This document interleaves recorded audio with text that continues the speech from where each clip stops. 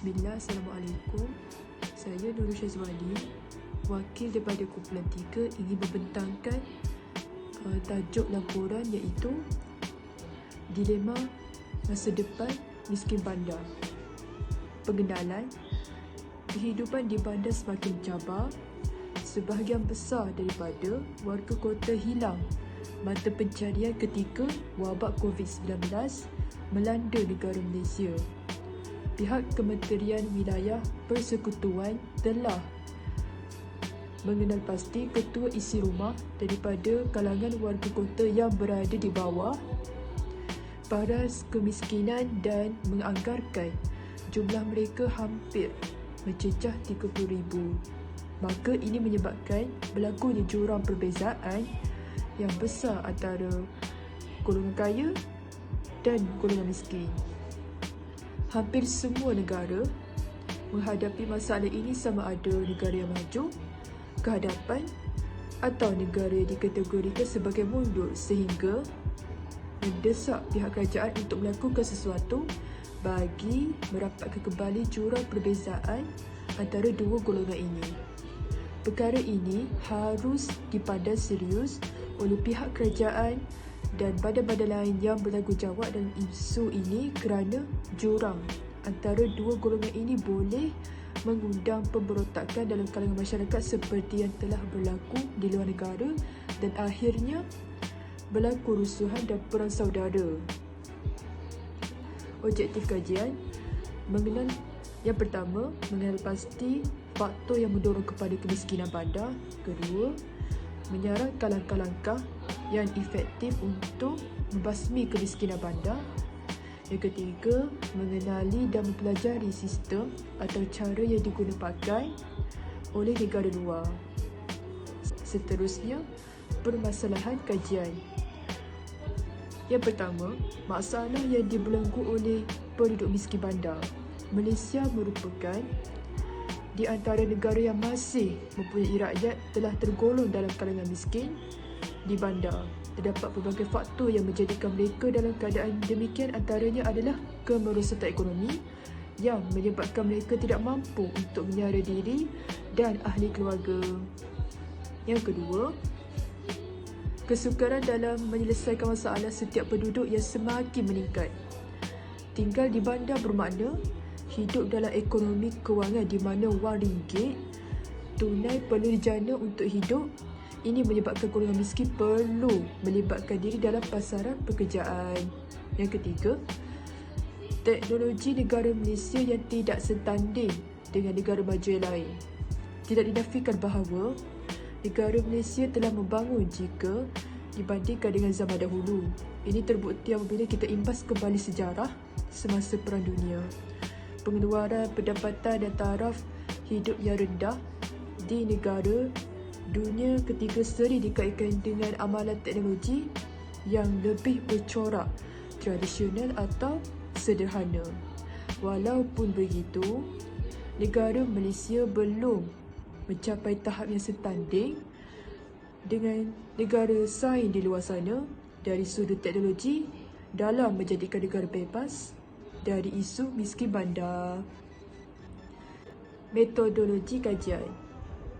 Yang pertama, kajian ini menggunakan kaedah penyelidikan kualitatif yang mana ia mempunyai bentuk yang berbeza dengan penyelidikan kuantitatif.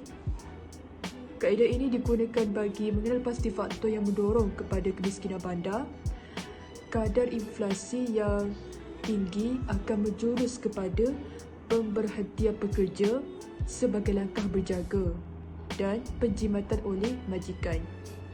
Akhirnya golongan miskin yang akan sengsara berikutan dalam krisis ekonomi ini. Selain itu, kami juga menggunakan kaedah perpustakaan dengan membaca pelbagai sumber seperti buku, kamus, blog dan internet untuk mendapatkan maklumat yang berkaitan. Langkah dan cadangan. Langkah dan cadangan ada 5. Yang pertama, meningkatkan tahap pendidikan. Sebagaimana kita tahu, kemiskinan bandar terjadi kerana peningkatan kos taraf hidup yang terlalu tinggi. Namun, terdapat berbagai cara untuk mengatasi masalah kemiskinan bandar. Antaranya ialah pelekatkan diri dengan kelulusan yang tinggi. Tidak dinafikan taraf pendidikan pada masa kini amat dipandang berat dalam masyarakat.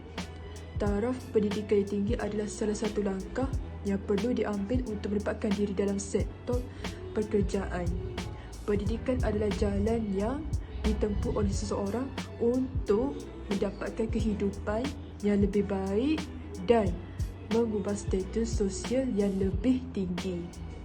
Yang kedua, menambah kemahiran dalam kehidupan.